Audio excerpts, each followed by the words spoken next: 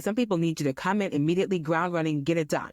And then there are companies, and I think startups and smaller organizations are more willing to have people learn.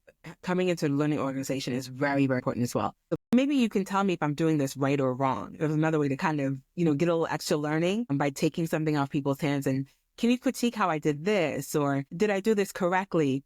And I just took things on. I think what I want people to take away from this is you went out there and asked the questions and said, how can I take stuff off your plate? Because sometimes people are waiting for a random person to come up and be like, hey, you look like you No, you have to be proactive. You have to be really, like you said, proactive, but you have to be specific with, let me take something off your plate. Is there something that I can do that's going to make your life easier? You have to be really direct with that, and then people will help. I've never heard somebody say no when somebody's really showing that gumption to go out and be like, I want to be better.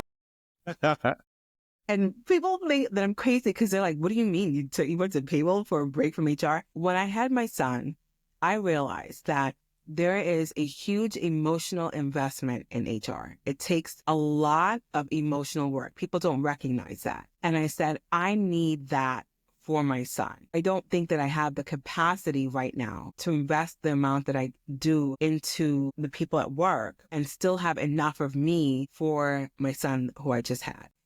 It takes a lot out of you. Even let's say you have to terminate somebody, right? In HR, I've done layoffs where you have to in person, laying people off one after the next. And I remember after I did my first mass layoff, the next day I was sick. I was completely, I was sick. And I had never been that sick. And I didn't realize that it was just the mental toll of having to tell people that it is no fault of your own. You no longer have a job, even though your manager doesn't want you to go either. But, and that mental toll, I just knew that I didn't have it in me. So here I am in payroll, reaching habit. So you can make a career out of payroll. Oh, you absolutely can.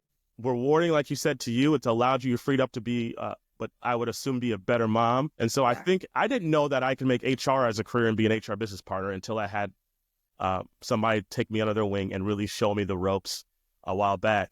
And so I think the same thing here is if you're looking for a career with some stability and some good financial. Very stable. Let me tell you this, having sat and done payroll, both consultatively, because I've consulted with small businesses, and sitting in a global payroll, either manager or director role, it is so understaffed. Nobody says, I'm going to do payroll. Nobody does it. I'm telling you, there is no career. No one says, this is my career that I'm going to do. Here's what happens when people end up in payroll. They've been doing accounts payable, and they've dealt with payroll people, and they think maybe they might want to do this. They've been in HR, maybe, and they've dealt with payroll people, and they think maybe they want to do this. Typically, that's what will happen. Yeah. Or you're in a generous role, and you just have to do it. Rarely. There's nobody else.